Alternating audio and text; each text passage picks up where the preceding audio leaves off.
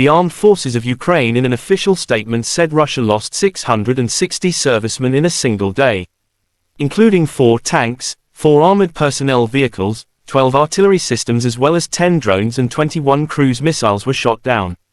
In total, Moscow lost 201,760 servicemen since the beginning of Russia's full-scale invasion.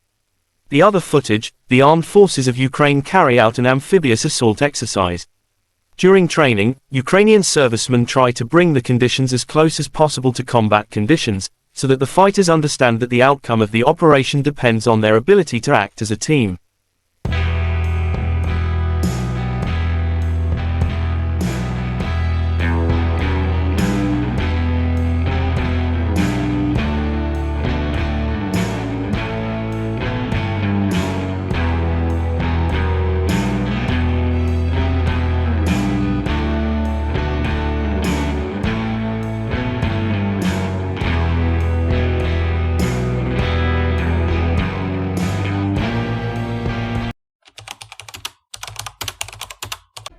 The Russian Defense Ministry spokesperson Lieutenant General Igor Konashenkov May 18 said in total the armed forces of Ukraine lost 428 fighter jets and 234 helicopters, 4,218 unmanned aerial vehicles, 423 air defense missile systems.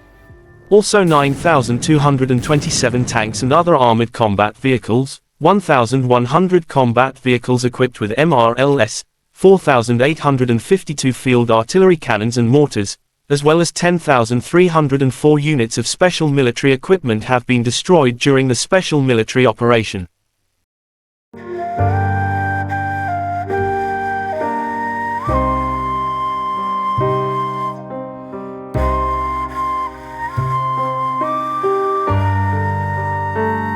Terima kasih sudah nonton. Jangan lupa like, subscribe, dan share ya.